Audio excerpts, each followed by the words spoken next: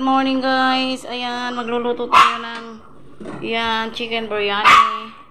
So, pakulo muna natin siya ng 20 minutes. Yan, ginisa ko na siya sa sibuyas, bawang, tapos paprika, sauce, tomato sauce, tapos may lemon siya. Lagyan ko lang siyang lemon guys kasi kailangan ng lemon yan. Yan, lemon. Yan. Tapos yan guys, may sili. Ayan siya guys. So, yan ang ating menu for today. Para chicken biryani. So, ang rice mamaya na po. Late na yung rice. Yan. Late na yung rice na ilalagay. So, meron siyang paprika. Kompleto po yan. So, yung sa gusto magtatanong po ang mga ingredients na nito.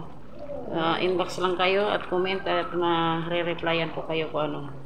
Para, kasi masyadong mahaba ang video. Kung isa-isahin natin to guys. Yan.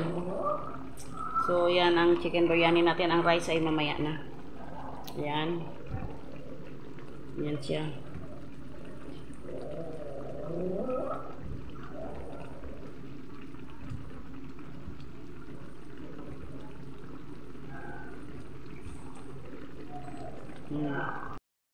Ang ating menu for today, ayan, ay nilagang baboy. Ayan siya guys, nilagang baboy. Yan, lagyan natin ng pichay with saging na saba. Yan, yan ang ating ulam for today. Yan. Kunti lang ang gulay guys, kapakamahal ang gulay. Isko. Hindi ko alam paano pagkasyahin ang mga dapat pagkasyahin. Ayan siya. Ang ating nilagang baboy for lunch. Kung may natira for dinner na guro. I hope may matira. Pero yan siya, 150 pesos ang ating ayan, baboy. Ayan. Pero yan siya guys, may malaman siya, malaman. Ayan. Yan.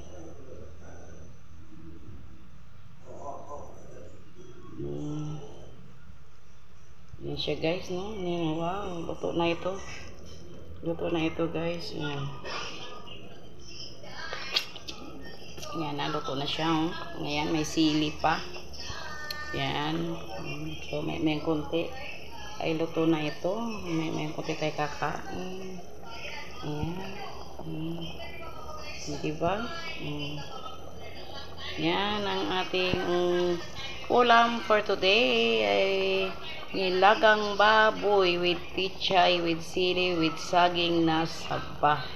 Ayan na siya. Yummy, yummy. Diba? Sarap. Yan, nilagang baboy guys. Yan, diba? Yan. Sarap, yarap. Yan. Yan siya, diba guys? Yan ang ating nilagang baboy. Yan ang ating nilagang baboy.